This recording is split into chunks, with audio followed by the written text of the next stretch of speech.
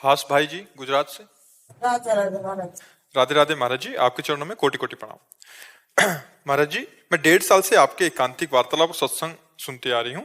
आपके कहे अनुसार मैं नाम जप भी करती हूँ, मुझे बहुत आनंद भी मिलता है। महाराज जी, मेरा प्रश्न यही है कि एकांतिक वार्तालाप में कभी कभी पूज्य संत जनों का आगमन होता है, आपसे बोलते हैं कि ईश्वर की प्राप्ति बहुत ही कठिन है, नाम जब छूट जाता है, उनके जो प्रश्न होते हैं, स्मरण नहीं हो रहा। महाराज जी, संतों की इतनी कठिनता जब ये बताते हैं तो ईश्वर प्राप्ति महाराज जी कठिन है या सरल है? कृपया इस पे। सरल है। ईश्वर प्राप्ति जैसा सरल कोई मार्ग नहीं है, पर कठिन कहां है ये बात समझना है। जननी जनक बंधु सुत दारा, तन धन धाम सुहृद परिवारा, सबकी ममता ताग बटोरी, मम पद मने बांध बरडोरी। सरल ईश्वर प्राप्ति। अब ये समेटने में कठिन है। संसार का प्यार, अब मान लो हम बाबा जी बन गए, घर परिवार छोड़ दिया, लेकिन अंदर प्यार है।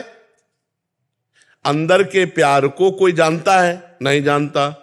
तो आशा मन में जब तक शरीर की है, शरीर संबंधियों की है, तो तब तक दुख रहता है, तब तक बंधन रहता है। और जब आशा एक राम जी से दूजी आशा छोड़ दे, नाता एक राम जी से दूजा नाता तोड़ दे, तो बहुत सरल है भगवत प्राप्ति। और अगर किसी शरीर संबंध का, अच्छा देखो, जैसा पुत्र से मोह वैसे शिष्यों से मोह हो जाता है। फंस तो वैसे ही, फंसाओ तो वैसे ही है, चाहे घुमा के पकड़ो चाहे ऐसे पकड़ो, बात तो एक ही आ गई। जो राग रहित है निरंतर भजन होगा, चाहे गृहस्थ हो चाहे विरक्त। और जो राग युक्त है, चाहे गृहस्थ हो चाहे विरक्त हो, भजन नहीं होगा। भजन नहीं होगा तो फिर प्रपंच ही होगा, फिर प्रपंच होगा। नाना प्रकार का राग परेशान करता है। तो जरूरी नहीं है कि वेश बदल लेने पर भजन ही होगा, जरूरी नहीं है। उद्देश्य तुम्हारा पक्का है तो चाहे भेष बदलो चाहे ना बदलो, भजन पक्का होगा। जैसे आप कह रहे कि भजन हो रहा है, हमें आनंद आ रहा है, अब यही आनंद गाढ़ होता चला गया तो भगवान की प्राप्ति हो जाएगी। अगर व्यवहार में फंस गया, प्रपंच में फंस गया, तो फिर भजन नहीं तो भेष मात्र से थोड़ी शांति मिलती।